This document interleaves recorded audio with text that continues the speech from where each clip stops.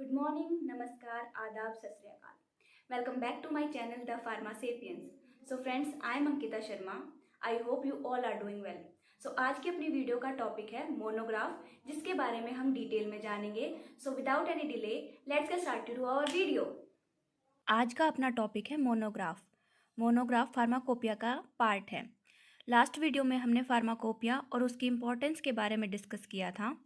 तो आज की वीडियो में हम मोनोग्राफ के बारे में डिटेल में जानेंगे कि मोनोग्राफ क्या है, उसमें क्या इन्फॉर्मेशन दी होती है और उसके पार्ट्स क्या हैं. तो चलिए शुरुआत करते हैं कि मोनोग्राफ क्या है.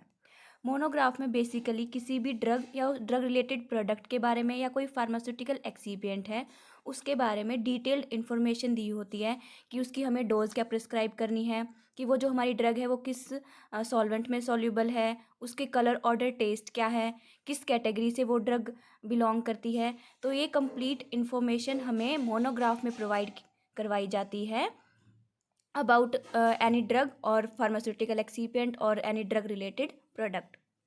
So monograph is a complete description of a specific pharmaceutical which includes nomenclature, classification, physical properties, dosage, purity, limits for impurities, identification, assay and conditions for storage. Particular कोई भी ड्रग है उसके रिगार्डिंग ये सारी information monograph में provided होती हैं. अब वन बाय वन मोनोग्राफ में क्या होता है कि जो हमारा कंपाउंड है या जो ड्रग है उसका टाइटल, उसका फॉर्मूला वेट, किस कैटेगरी से बिलोंग करता है वो, उसकी डोज क्या प्रिस्क्राइब करनी चाहिए, डिस्क्रिप्शन उसकी सॉल्युबिलिटी की किस सॉल्वेंट में सॉल्युबल है, उसका स्टैंडर्ड की कितने परसेंट प्योर है वो, प्योरिटी मीन्स, और उसकी आइडेंटिफिकेशन, उसका पीएच क्या है, limits for impurities, essay and storage.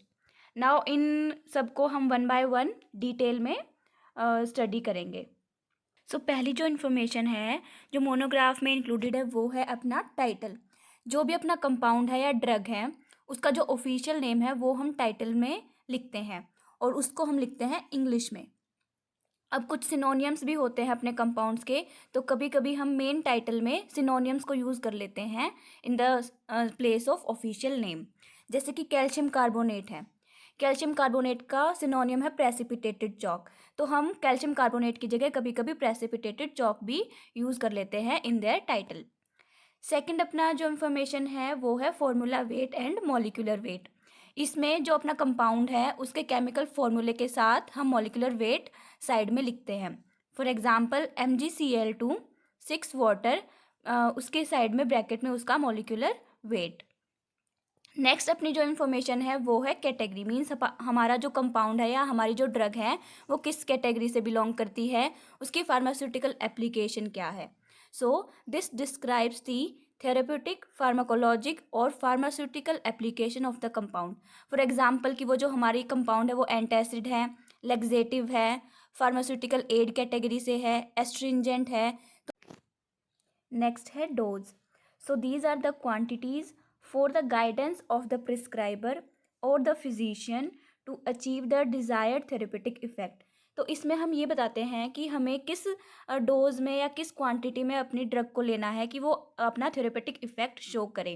For example calcium carbonate अगर किसी फिजिशियन को प्रिस्क्राइब करना है तो 1 to 5 ग्राम की रेंज में ही प्रिस्क्राइब कर सकते हैं, ना उससे कम और ना उससे ज़्यादा, क्योंकि इसी रेंज में कैल्शियम कार्बोनेट अपना डिज़ायर्ड थेरेपेटिक इफेक्ट शो करता है. अगर हम इससे कम करेंगे तो वो हमारी बॉडी पे कोई इफेक्ट ही शो नहीं करेगा, और अगर हम इससे ज़्यादा कर देंगे तो वो ओवरडोज हो जाएगा. तो हमें इस 1 to 5 ग्राम की रेंज में ही कैल्शियम कार्बोनेट को प्रिस्क्राइब करना चाहिए. सो नेक्स्ट अपना जो है वो है डिस्क्रिप्शन. डिस्क्रिप्शन में हम फिजिकल डिस्क्रिप्शन बताते हैं अपने कंपाउंड का कि वो किस नेचर का है, क्रिस्टलाइन है या अमरफस है, उसका कलर क्या है, उसका ऑर्डर क्या है कंपाउंड का, या उसका टेस्ट क्या है. ये सारी चीज़ें हम डिस्क्रिप्शन में डिस्क्राइब करते हैं. फॉर एग्जांपल जो कैल्शियम कार्बोनेट पाउडर है वो वाइट कलर का है, उसका जो ऑर्डर है वो ऑर्डरलेस है, टेस्ट उसका टेस्टलेस है, नेचर उसका क्रिस्टलाइन है. तो हम सारी कंपाउंड की जो भी डिस्क्रिप्शन है या उसकी फिजिकल अपीयरेंस है वो हम डिस्क्रिप्शन में डिस्क्राइब करते हैं. नेक्स्ट अपना है सोल्युबिलिटी. सॉल्युबिलिटी में हम अपनी ड्रग की सॉल्युबिलिटी के रिगार्डिंग जो भी इंफॉर्मेशन है वो इंक्लूडेड करते हैं इसमें, जैसे कि हमारी जो ड्रग है वो वाटर में सॉल्युबल है, हॉट वाटर में सॉल्युबल है, या फिर बॉइलिंग वाटर में सॉल्युबल है, या किसी भी ऑर्गेनिक सॉल्वेंट में जैसे ईथर में, क्लोरोफॉर्म में, या फिर कोई अल्कोहल में, या फिर एसिड में है, तो उसकी सॉल्युबिलिटी को हम के रिगार्डिंग इंफॉर्मेशन देते हैं कि हमारी ड्रग किस सॉल्वेंट में सॉल्युबल है।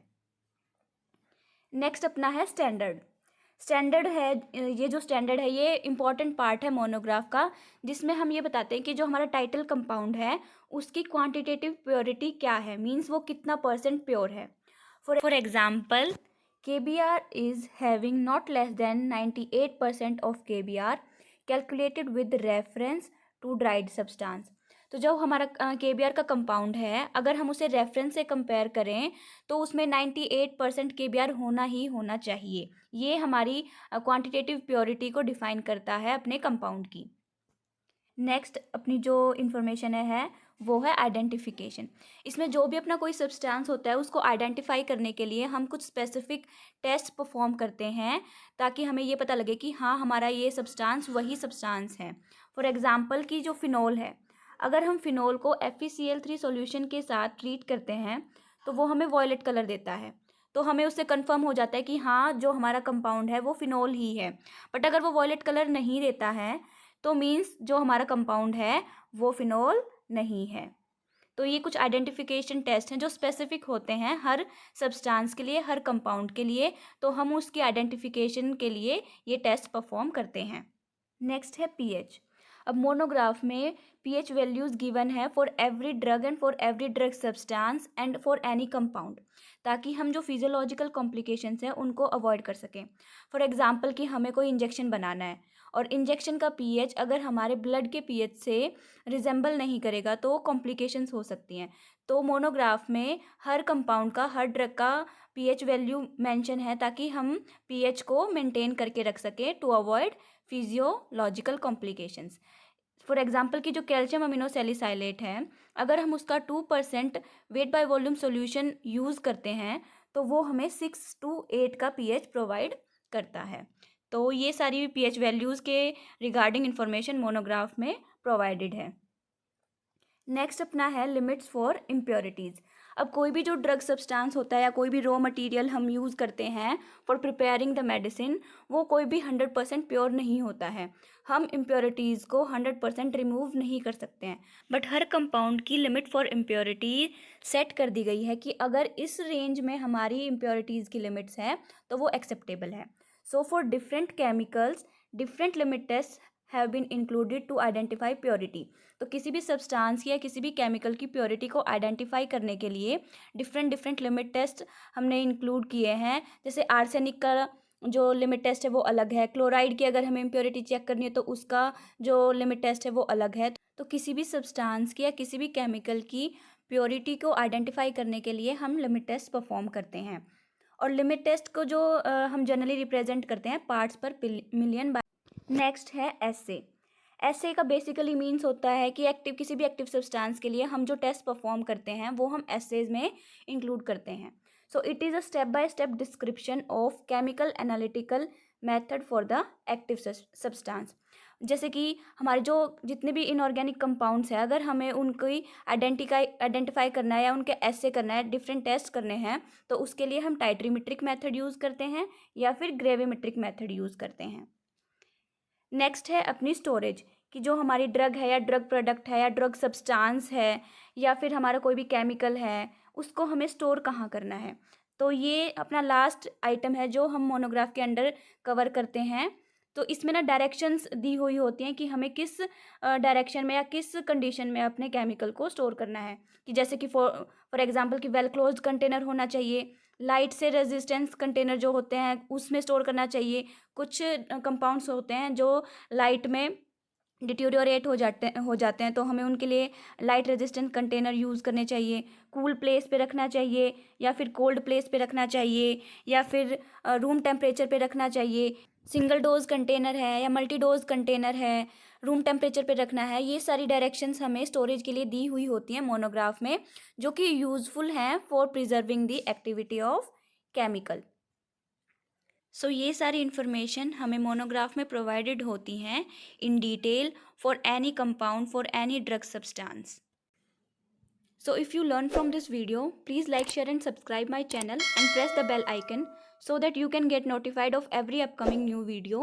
So quality education is our motto. Thanks for watching. Stay tuned for more videos.